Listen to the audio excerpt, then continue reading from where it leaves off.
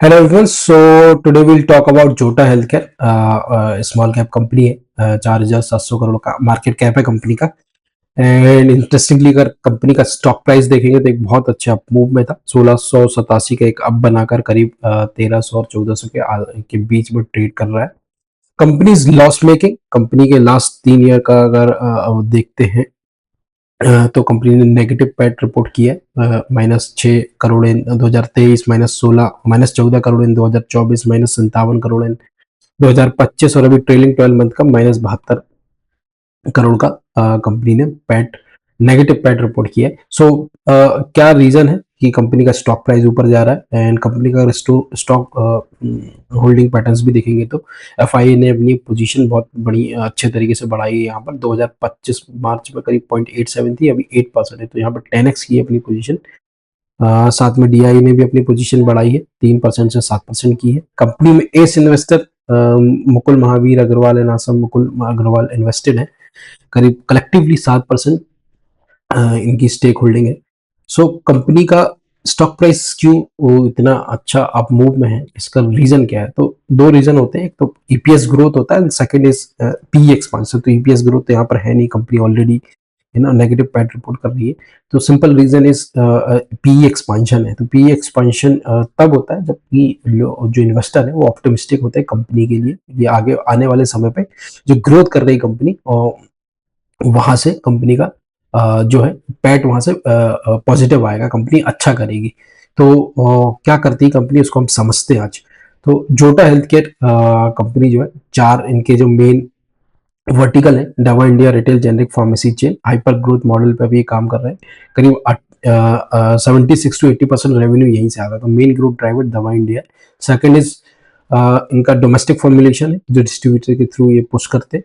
Export formulation ये export करते हैं लैटिन अमेरिकन कंट्रीज में एंड अफ्रीकन कंट्रीज में। 7% रेवेन्यू यहाँ से आता है। एंड एवरीडे हर्बल इनका जो ओटीसी पार्ट है, बैकवर्ड इंटीग्रेशन में इनको हेल्प करता है। करीब 4% इनका जो बिजनेस है यहाँ से आता है। तो मेनली इनका जो देखेंगे दवा इंडिया इनका जो है की ग्रोथ ड्राइवर है। तो ये इस टाइप के इनके स्टोर्स होते हैं, medicine store, retail pharmacy stores है। मोस्टली यहाँ पे जेनरिक मेडिसिन ये बेचते हैं। इनके पास जेनरिक, इनका खुद का एक पोर्टफोलियो है, प्राइवेट लेवल जेनरिक फार्मेसीज है। इनके 231 स्टोर है as on date, as on December 25। करीब 1438 इनके जो कोको स्टोर्स हैं और 893 इनके फोफो स्टोर्स हैं। कोको स्टोर्स होते हैं कंपनी ओन, कंपनी ऑपरेटेड, इनमें पूरा कंपनी का कंट्रोल होता है। एंड फोफो होते हैं फ्रेंचाइजी ओन, फ्रेंचाइजी ऑपरेटेड। तो फ्रेंचाइजी जो जो भी है वो इसका खर्चा देखते हैं, इनका सिर्फ प्रोडक्ट्स वहां पर होते हैं। Next if we see classification यहाँ पे समझते हैं। तो यहाँ पे समझते हैं what is the generic medicine क्या होती है, क्योंकि एक थोड़ा फार्मा मार्केट एक थोड़ा कंफ्यूजिंग मार्केट है, एक थोड़ा सा कॉम्प्लेक्स मार्केट है, इसको पहले समझते हैं। तो मेनली इसको चार फार्मा मार्केट को चार बकेट्स में यहाँ पर जो है कैटेगराइज कर सकते हैं। तो एक है branded drugs, second is branded generic, third is trade generic and unbranded generic. तो ब्रांडेड जो ड्रग्स होती है वो मोस्टली जो बिग कंपनीज है, बिग फार्मा जाइंट्स है, like Eli Lilly, Pfizer, Novo Nordisk. तो ये इनोवेटर्स होते हैं, ये एक आर एन डी करते हैं, इनका पूरा एक रिसर्च टीम होती है। आर एंड डी एक बहुत ड्रग की जो डिस्कवरी है एक बहुत टीडियस और एक बहुत महंगी प्रोसेस है। तो मोस्टली ये यूरोपियन कंट्रीज और देखेंगे तो यूएस में ये होती है, बड़ी कंपनी होती है, बहुत पैसा खर्च होता है आर एंड डी करने में, बहुत टाइम लगता है। तो इनके जो प्रोडक्ट होते हैं वो पेटेंट होते हैं। मोस्टली इनकी जो प्रोडक्ट होते हैं इनके पास पेटेंट होते हैं और वो एक हाई मोनोपोली प्राइसिंग पे ये प्रोडक्ट को सील करते हैं।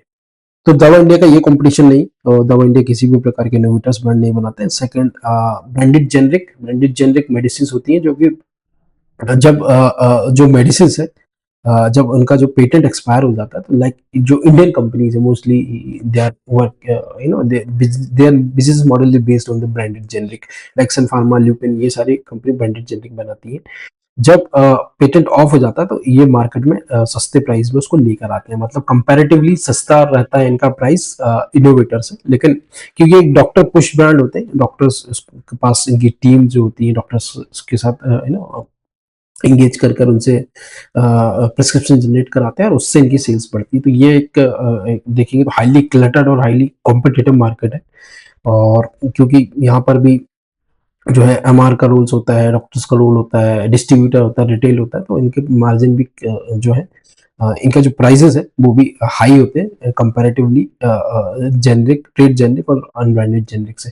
सेकंड आता है ट्रेड जेनरिक। ट्रेड जेनरिक ये जो कंपनीज है जो कि डॉक्टर के थ्रू पुश कराती हैं, जो कि मेन ब्रांडेड जेनरिक है, उन्हीं का एक पार्ट है वो कि जो ओनली फोकस होता है केमिस्ट के लिए, तो एक हाई मार्जिन केमिस्ट का होता है नंबर और केमिस्ट के द्वारा पुश होती है ड्रग्स। अनब्रांडेड जेनरिक ये जो है एनी कोई भी मैन्युफैक्चर्ड है, अप्रूव मैन्युफैक्चर्ड है, इसको बना सकता है। ओनली मॉलिक्यूल्स नेम होते हैं ड्रग पे एंड लोएस्ट प्राइस में सबसे मिलती है और मेनली जन औषधि जैसी जगह पे ऐसी ड्रग्स देखी होगी आपने। तो दवा इंडिया ब्रांडेड जेनरिक और अनब्रांडेड जेनरिक के बीच का एक स्वीट स्पॉट है देखेंगे तो, क्योंकि ये सारे मिडिल मैन जो होते हैं जो कि इंटरमीडिएट्स है, डॉक्टर हैं, द सेल्स टीम होती है और उसके बाद डिस्ट्रीब्यूटर होते हैं, रिटेलर्स होते हैं, उनका जो है उनको कट कर कर और जो उनसे जो मार्जिन बचते हैं उसको डायरेक्ट पास ऑन करते हैं कस्टमर्स को। इनका जो मार्केटिंग होती है वो सीधे D2C होती है, ये कोई इनडायरेक्ट वे पे नहीं जाते हैं, डॉक्टर्स के द्वारा पुश ब्रांड नहीं करते हैं, सीधे जो एंड यूजर होता है, कस्टमर होता है इनका। तो ये इनकी जो मार्केटिंग है मेनली ये सेलिब्रिटीज से कराते हैं। रिसेंटली इनने MS धोनी और सुनील शेट्टी को एज अ ब्रांड एम्बेसडर लिया है एंड मोस्टली ये जो जहाँ पर ये जो कैटेगरी ये इनके पास है मोस्टली क्रोनिक कैटेगरीज है, like hypertension, diabetes and thyroid, इनकी जो लॉन्ग टर्म मेडिसिन जो क्रोनिक चलती है उनको बेचते हैं। तो कंपनी का सेगमेंट वाइज ग्रोथ देखते हैं तो रेवेन्यू ग्रोथ यहाँ पे देखते हैं तो दवा इंडिया जो इनका रिटेल फार्मेसी चेन है वहाँ से 80% की ग्रोथ आती YOY थी 24 से 25 में। 9 मंथ में देखेंगे तो 130% से ग्रोथ की, मतलब कि जो 80% रेवेन्यू भी यहाँ से आ रहा है और ग्रोथ भी आई यहाँ पर है। तो कंपनी का मोस्ट फोकस क्लियरली नंबर से देख सकते हैं कि दवा इंडिया पे। डोमेस्टिक्स में देखेंगे तो 11% और 9% है, 59 एंड 36 इन एक्सपोर्ट में। टोटल रेवेन्यू ग्रोथ कंपनी का देखेंगे तो FY 24 से 25 में 62% था और अभी 9 मंथ में 92% है। तो एक बहुत हाई ग्रोथ कंपनी है, मतलब ग्रोथ बहुत अच्छे से कर रही है, बहुत फास्ट ग्रोइंग कंपनी है। कंपनी से जर्नी देखते हैं तो 2017 में करीब 3 पायलट स्टोर ओपन किए थे। आफ्टर दैट 2022 में करीब 250 का इन्हें नंबर टच किया। कोको स्टोर्स इन्हें जो कंपनी ओन कंपनी ऑपरेटेड है 2021 में चालू किए थे।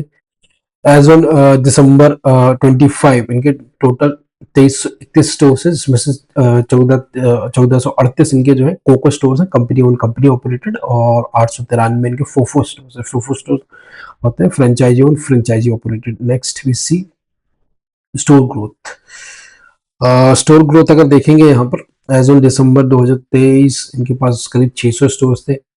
मार्च 2024 में 880 स्टोर्स किए, करीब 280 स्टोर ऐड किए, 46 अराउंड 47% की ग्रोथ से स्टोर में। और यहाँ पर उनके जो फोफो स्टोर्स थे, जो फ्रेंचाइजी स्टोर्स थे वो ज्यादा थे और कंपैरेटिवली अगर कोको से करते हैं तो। लेकिन 31 मार्च 2025 तक इनने अपना बिजनेस मॉडल शिफ्ट कर दिया है कोको से फोफो से कोको में। कोको में इनने ज्यादा फोकस किया है, इनके देखेंगे तो ऑलमोस्ट इससे देखेंगे तो ज्यादा हो गए हैं, यानी 730 है यहाँ पे 852 है, करीब 236% की ग्रोथ इन स्टोर में की है, नंबर्स ऑफ स्टोर्स में, एंड 16% का फोफो में। नेक्स्ट वी सी यहाँ पर देखेंगे तो 15 से सीधा इनने जो टोटल स्टोर्स हैं ये 2024 का जो इनका फाइनेंशियल ईयर था 2025 दिसंबर तक का 2026 जो फाइनेंशियल ईयर है उसमें 2331 स्टोर्स इनने खोले हैं, जिसमें से फोफो जो है ऑलमोस्ट कोको जो है फोफो से डबल हो गया। एज ऑन 11 फरवरी 2026 का रिसेंट डेटा भी मैंने इसमें लिया है, तो यहाँ पर देखेंगे तो फोफो में एक ग्रोथ अभी भी है एंड फोफो एक तरीके से यहाँ पे स्टेबल है। तो ये इनके कोको स्टोर्स होते हैं, इस टाइप के कुछ mini mall, medicine mall type के इनके स्टोर्स है, करीब 300 से 350 स्क्वायर फीट का इनका एरिया होता है। सो इस टाइप के बिजनेस में यूनिट इकोनॉमिक्स एक बहुत स्टोर लेवल यूनिट इकोनॉमिक्स एक बहुत बड़ा रोल प्ले करता है, क्योंकि हमें ग्रोथ के साथ साथ कैसी ग्रोथ है, द क्वालिटी ऑफ ग्रोथ को मॉनिटर करना रहता है। तो नंबर ऑफ स्टोर्स देखेंगे Q3 FY 25 से और Q3 FY 26 साल भर में 600, पहले 658 से 1438 की, तो मोर देन डबल किया है। तो ग्रोथ का तो यहाँ पे कोई कोई क्वेश्चन नहीं है, मतलब बहुत फास्ट ग्रो कर रहे हैं, ऑलमोस्ट डबल कर दिए नए स्टोर्स यहाँ पर।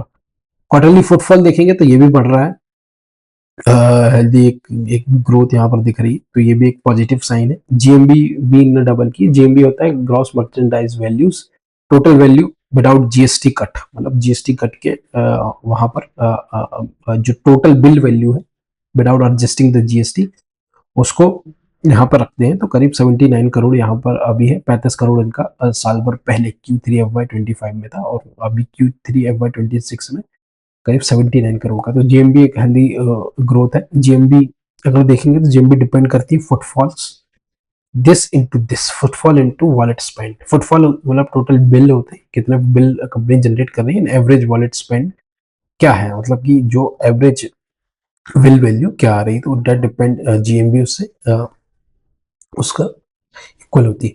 तो let's see the GMB growth. यहाँ पे जीएमबी ग्रोथ देखते हैं। कोको स्टोर्स जो 2 साल पुराने जिनके स्टोर्स हैं, लेस देन 2 साल है, 59 करीब इनके स्टोर्स है। तो वो एक हाई जिनका जो 59 करीब 60% पार्ट है जो नए स्टोर्स का है, 851 स्टोर्स यंग स्टोर है, और ये जो है जीएमबी को ड्रैग करते हैं डाउनवर्ड्स, क्योंकि जितने नए स्टोर खुलते हैं जीएमबी डाइल्यूटेड होते जाती है, क्योंकि पुराने स्टोर्स जितना बेचते हैं नए स्टोर उतना स्टार्टिंग में उतना नहीं बेचते, तो जीएमबी इनकी जो है वहां से डाइल्यूटेड हो जाती है। ब्लेंडेड जीएमबी ग्रोथ देखेंगे तो 13% की यहाँ पर आ रही है, और क्यू एन क्यू देखेंगे वाई वाई देखते हैं तो 82% की है। स्ट्रॉन्ग है बट डाइल्यूटेड है। मेच्योर स्टोर्स की ग्रोथ देखेंगे तो अभी भी 15 से 22% आ रही है। ये एक पॉजिटिव साइन है, क्योंकि जो पुराने स्टोर्स हो चुके हैं वहां पर भी ग्रो कर रहे हैं, वहां स्टेगनेंट नहीं हुए। तो ये एक कंपनी को जो नए स्टोर्स खोलने हैं उस पर हेल्प करेंगे, और उसकी ट्रेजेक्ट्री को देखते रहेंगे कि कहाँ तक जो है ग्रोथ इनकी जाती है। 2.6 to 5% इनका जो है क्यू एन क्यू यहाँ पर ग्रोथ हो रहा है। तो यूनिट इकोनॉमिक्स जो है, जो फुटफॉल है और जो एवरेज वॉलेट स्पेंड है, वो एक हेल्दी है, ये दिखा रहा है। यंग स्टोर्स जो इनके हैं वहां पर देखेंगे तो 12 से 21% की क्यू क्यू ग्रोथ आ रही है, 99% वाई ग्रोथ आ रहा है। तो जो है नए वाले जो है रैंप अप हो रहे हैं बहुत फास्ट तरीके से और बहुत अच्छे तरीके से। सेम स्टोर सेल्स ग्रोथ, इस पर्टिकुलर स्लाइड को मॉनिटर करना बहुत इंपॉर्टेंट है। यहाँ पर देखेंगे तो जीएसटी एडजस्टेड ये लाइन जो है, इनमें जीएसटी एडजस्टेड नंबर यहाँ दिखाए हैं, क्योंकि ये जो नंबर्स दिख रहे हैं जीएसटी कट के कराना है। तो यहाँ पर ग्रोइंग फेज में है। देखेंगे तो इनके जो टोटल मेच्योर स्टोर है करीब जो इनके जो 3 महीने से पुराने स्टोर होते हैं वहां पर करीब 2 लाख का इनका जो है मंथली रेवेन्यू आता है, रेवेन्यू जीएमबी आता है। 6 मंथ में करीब ये स्टेगनेंट रहता है, 12 मंथ तक अगर यहाँ पर आप देख पाएंगे तो 2.21 तक का ये स्टेगनेंट है। यहाँ से ग्रोथ करना चालू होता है, मतलब कि 15 से 18 मंथ के जो इनके स्टोर्स हैं यहाँ से रैंप अप होना यहाँ पे चालू होता है, स्टेबल होते हैं। 15 से 12 मंथ के बाद से ये यहाँ से 18 से 21 में जो आ रहा है वो 2.75 आ रहा है मंथली जीएमबी। 21 से 30 मंथ का देखेंगे तो 3.39 की जीएमबी आ रही है, एंड उसके ऊपर देखते हैं तो 4.86 की जीएमबी आ रही है जो इनके 30 to 9 मंथ है। और जिनके सबसे मेच्योर स्टोर्स है वहां पर देखेंगे तो 7.2 की मंथली जीएमबी आ रही है। तो कितने जल्दी ये स्टोर्स जो नए स्टोर्स हैं पुराने स्टोर्स में कितने जल्दी मेच्योर होते हैं, ये एक इस बिजनेस में देखना इंपॉर्टेंट है। इसके बाद फोकस स्टोर्स देख लेते हैं। फोकस स्टोर्स ये होते हैं, इनके इस टाइप के फोटोज में आप देख पा रहे होंगे।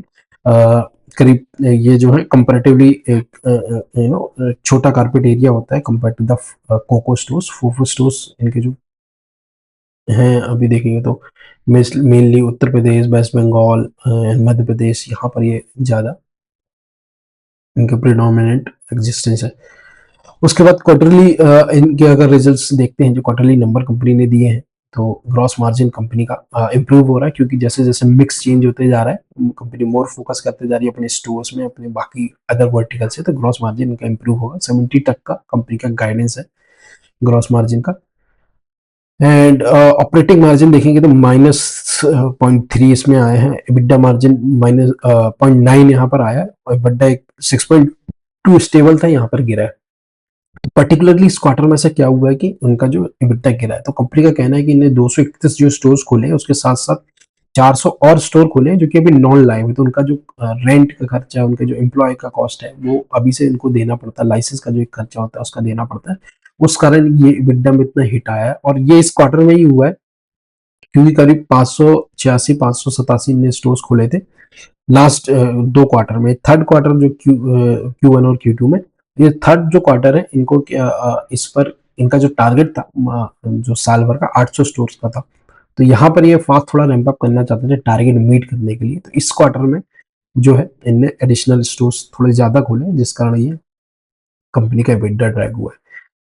कंसोलिडेटेड P&L नंबर देखते हैं अगर इनके, तो इनका जो ग्रॉस मार्जिन है ये इम्प्रूव हो रहा है इधर पर, क्योंकि प्रोडक्ट मिक्स चेंज हो रहा है। ऑपरेटिंग EBITDA यहाँ पर जो है 9 मंथ में इम्प्रूव हुआ है, और 25 में नेगेटिव था, अब ये EBITDA मार्जिन यहाँ से इम्प्रूव हो रहा है। तो यहाँ से एक जैसे जैसे स्टोर जो है इनके मेच्योर होते जाएंगे, ये इम्प्रूव होता दिखेगा। नेक्स्ट गाइडेंस इनका देख लेते हैं, और एक एजम्पशन जो मैंने यहाँ पर रेवेन्यू एजम्पशन यहाँ पर बनाई है, क्योंकि ऐसे बिजनेस को जो कि इतने फास्ट ग्रोइंग हो, इनको एक तरीके से वैल्यू करने एक टफ टास्क होता है। तो टारगेट जो इनके हैं क्रॉस 5,000 दवा इंडिया स्टोर्स इनको खुल है मार्च 2029 तक। स्टोर लेवल कोको इनका जो है मेच्योर स्टोर का गाइडेंस 25 से 30% का है।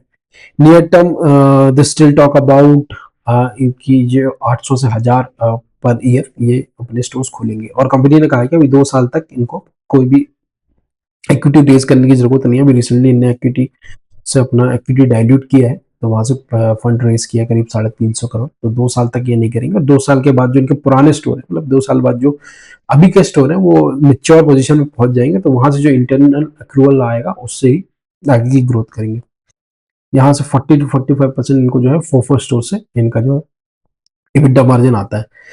नेक्स्ट सिनेरियो अगर यहाँ पर देखते हैं, आगे का इनका जो देखते हैं, तो बियर केस अगर मैं लेके चलता हूँ, बियर केस तो अगर 70% ग्रोथ मैं लेके चलता हूँ 700 होता है।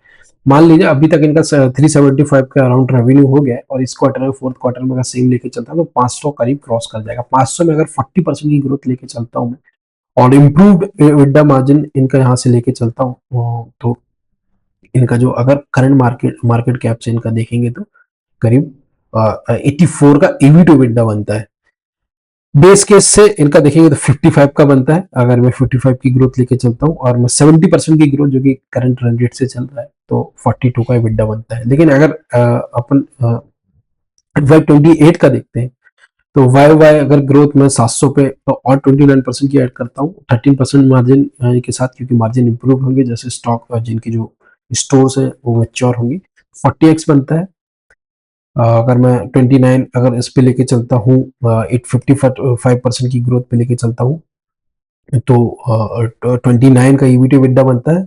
FY28 अगर बुल केस देखते हैं, मतलब कि जो 815 इनका जो 70% से अगर ग्रो करते हैं, उस पर अगर 29% को और ग्रो करता हूँ, EBITDA मार्जिन 80 लेके बेस्ट केस सिनेरियो में लेके चलता हूँ, तो 24x का इनका EBIT EBITDA बनता है।